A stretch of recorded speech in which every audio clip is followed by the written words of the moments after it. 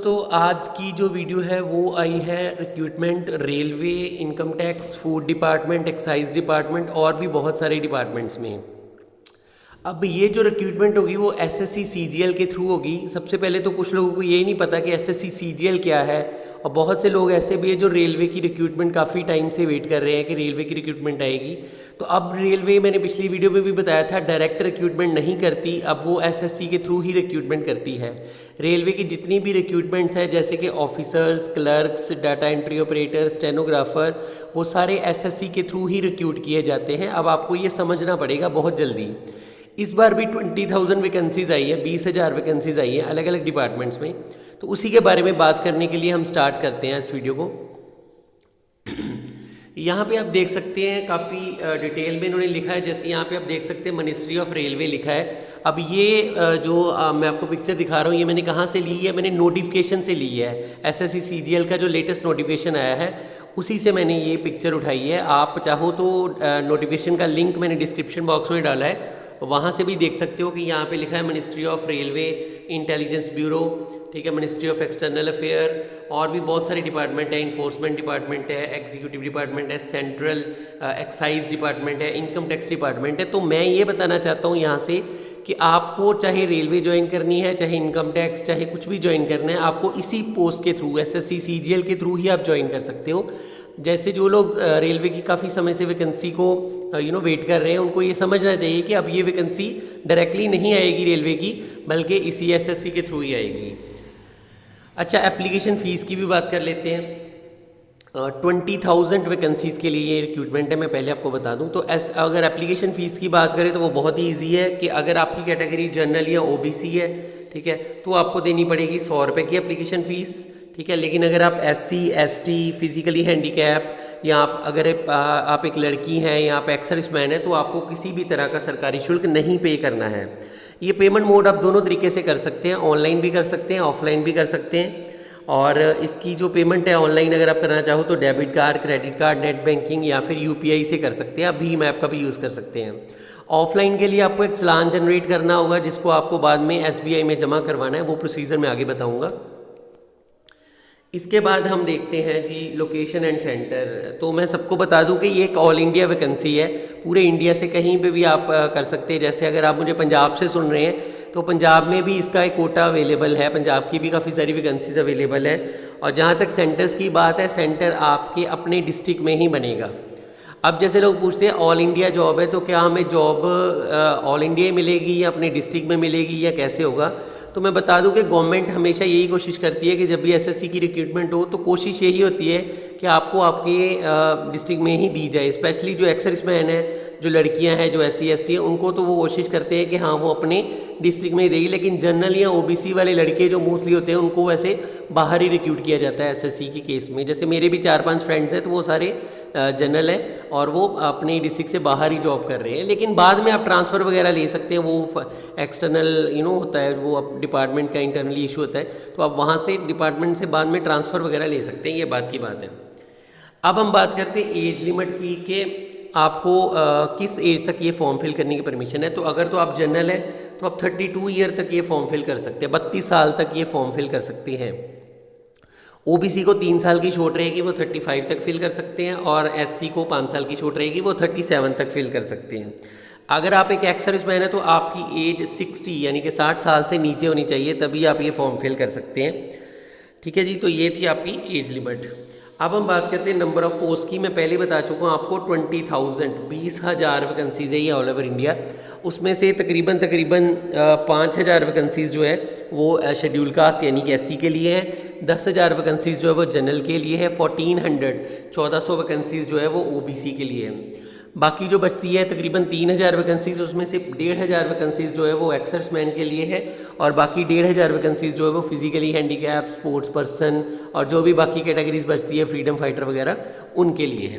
तो टोटल मिला के आपकी 20,000 वैकेंसीज़ है।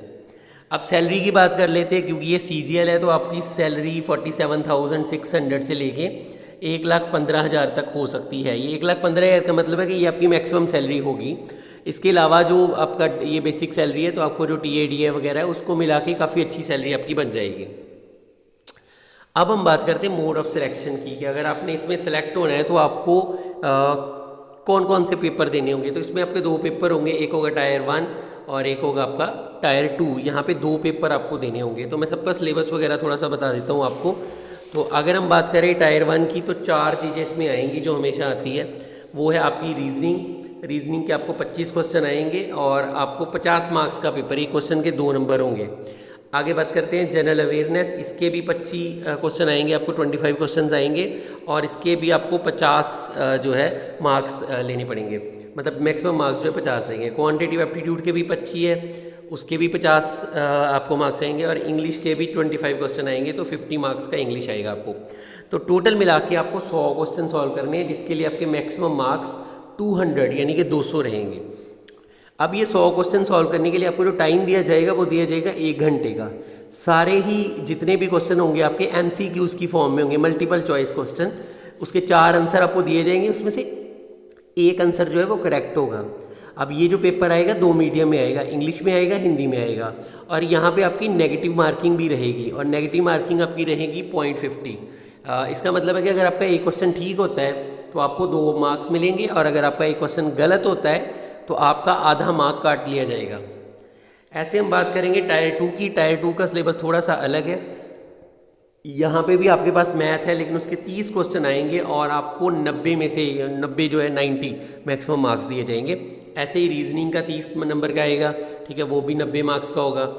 और उसके अलावा आपका इंग्लिश आएगा 45 क्वेश्चन जो इसके आएंगे, तो वो 135 का होगा, ठीक है। उसके बाद जनरल अवेयरनेस 25 मार्क्स का 25 क्वेश्चन उसके आएंगे और 75 मार्क का होगा। और लास्ट में आपका कंप्यूटर आएगा 20 मार्क का और उसके 60 मार्क्स आपको दिए जाएंगे टोटल। तो यहाँ पे अगर हम टोटल करें तो 180 210 ये हो गया आपके 390, हाँ तकरीबन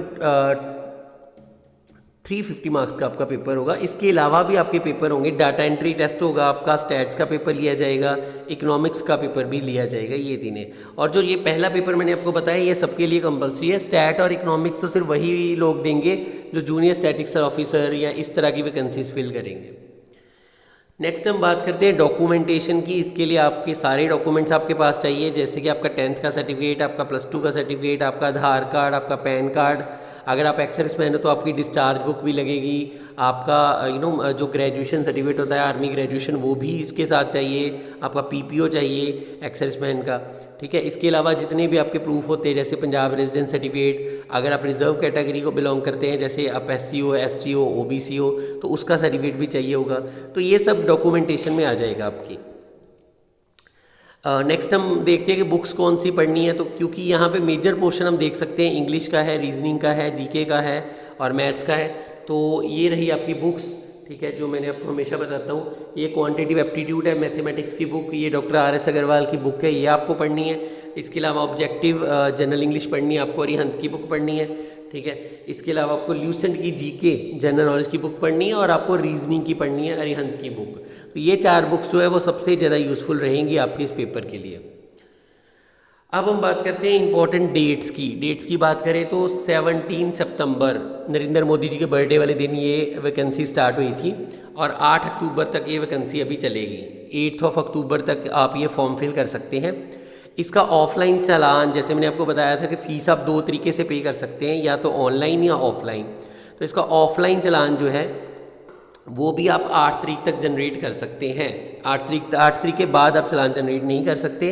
और उसको जो सबमिट करने की डेट है चालान को, वो 10 तारीख है। 10 तारीख तक आपको जो चालान है वो सबमिट करना है। अगर आप ऑनलाइन फ़ीस पे करना चाहते हैं तो वो आपको 9 अक्टूबर तक करनी पड़ेगी। 9 अक्टूबर आपकी लास्ट डेट है। इसके अलावा एक और इम्पॉर्टेंट इन्फॉर्मेशन आपको देना चाहता हूँ कि अगर आपका फॉर्म खुदा न खास्ता गलत हो जाता है तो आप उसको भी करेक्ट कर सकते हैं। 12 अक्टूबर और 13 अक्टूबर ये 2 दिन आपकी विंडो खोल दी जाएगी जहाँ पे आप ये फॉर्म करेक्ट कर सकते हैं। और आपका पेपर होगा दिसंबर में, दिसंबर 9, 2022 को आपका पेपर ले लिया जाएगा। आपके ही डिस्ट्रिक्ट में आपका पेपर होगा। डिस्ट्रिक्ट आप चूज़ कर सकते हैं जब भी आप फॉर्म फिल करो। जब भी आप फॉर्म फिल कर रहे हो तो लास्ट में आपका आता है कि कौन सा सेंटर आपको लेना है। तो वहाँ पे आप अगर अमृतसर से तो अमृतसर फिल कर सकते हैं, जलंधर से तो जलंधर फिल कर सकते हैं। तो इस तरह से आप अपना सेंटर फिल कर सकते हैं। उसके अलावा कुछ इंपॉर्टेंट पॉइंट्स आपको बताना चाहता हूँ, जिसमें मैं आपको सबसे पहले क्वालिफिकेशन के बारे में बताना चाहता हूँ। अब क्योंकि ये CGL मतलब ऑफिसर लेवल की वैकेंसी है, तो ग्रेजुएशन तो डेफिनेटली चाहिए ही चाहिए, ठीक है। ग्रेजुएशन तो सबके लिए मस्ट है। उसके अलावा आपकी स्पीड जो है कंप्यूटर पे टाइपिंग स्पीड, वो भी 30 से 35 वर्ड्स पर मिनट होनी ही चाहिए, ये स्पीड भी मस्ट है। इसके अलावा जो लोग ग्रेजुएशन लास्ट ईयर में हैं वो भी अप्लाई कर सकते हैं, लेकिन उनकी कंडीशन ये रहेगी कि 8 अक्टूबर तक उनकी ग्रेजुएशन कंप्लीट हो जानी चाहिए। अगर 8 अक्टूबर के बाद हो रही है तब आप ये फॉर्म नहीं फिल कर सकते, ठीक है। इस बात का भी ध्यान रखिए। इसके अलावा जो मैंने आपको बताया था कि 12 अक्टूबर और 13 अक्टूबर को एक विंडो खुलने वाली है जिसमें आप अपना करेक्ट कर सकते हैं फॉर्म, उसके बारे में भी थोड़ा सा बता देता हूँ कि अगर आप फर्स्ट टाइम करेक्ट करते हैं, सपोज़ आपने पहले फॉर्म गलत भर दिया, उसके बाद पहली बार करेक्ट किया, तो आपको 200 रुपये का एडिशनल चार्ज देना होगा। ये चार्ज सबके लिए है, चाहे आप किसी भी कैटेगरी से हैं। तो सपोज़ आपने 12 अक्टूबर को फिर से फॉर्म करेक्ट कर दिया, फिर 13 अक्टूबर को आपको याद आता है कि नहीं मैंने तो फिर से गलत भर दिया, ठीक है। तो 13 अक्टूबर को भी विंडो खुली रहेगी, लेकिन आप दूसरी बार अपना फॉर्म करेक्ट करें तो आपको 500 रुपये का जो एडिशनल चार्ज है वो देना होगा SSC को, फिर आप ये फॉर्म फिल कर सकते हैं। और सेंटर्स की तो मैंने पहले ही बात कर दी कि आपके अपने डिस्ट्रिक्ट में ही सेंटर बनेगा, तो आप ये फॉर्म बड़े आराम से फिल कर सकते हैं। आई होप ये वीडियो आपको काफ़ी अच्छी लगी होगी। अगर अच्छी लगी तो इस वीडियो को लाइक कीजिए, शेयर कीजिए, चैनल को सब्सक्राइब कीजिए ताकि आने वाली वीडियोस के बारे में आपको जल्दी इन्फॉर्मेशन मिल सके। एक इंपॉर्टेंट अनाउंसमेंट जरूर करना चाहता हूँ, अमृतसर डिस्ट्रिक्ट की जो मैंने वीडियो बनाने का प्रॉमिस किया था उसके ऊपर अभी सर्च चल रही है, तो जैसे इंटरव्यू की डेट से पहले वो वीडियो मैं अपलोड डेफिनेटली कर दूंगा, मोस्ट प्रोबेबली नेक्स्ट संडे को कर दूंगा, ठीक है। यानी कि मैं 2 अक्टूबर से पहले वो वीडियो बना लूँगा और 2 अक्टूबर तक उसको अपलोड कर दूंगा। अभी उसकी डेट नहीं आई, वैसे उसकी प्रोबेबल डेट जो है वो 26 अक्टूबर है, तो आप 2-3 अक्टूबर को भी वो वीडियो अपलोड कर दूंगा, तो आप आराम से देख सकते हो और बहुत से चांस है आपके सिलेक्ट होने के। इसके अलावा अगर आपको इस वीडियो के बारे में कुछ पूछना है, इस पोस्ट के बारे में कुछ पूछना है या कुछ भी पूछना है, तो आप कमेंट सेक्शन में मुझे कमेंट करके भी बता सकते हैं। मैं आपके क्वेश्चंस का वेट करूंगा और कोशिश करूंगा जितनी जल्दी हो सके इसका आंसर देने की। आज की वीडियो में फ़िलहाल इतना ही है। नमस्कार।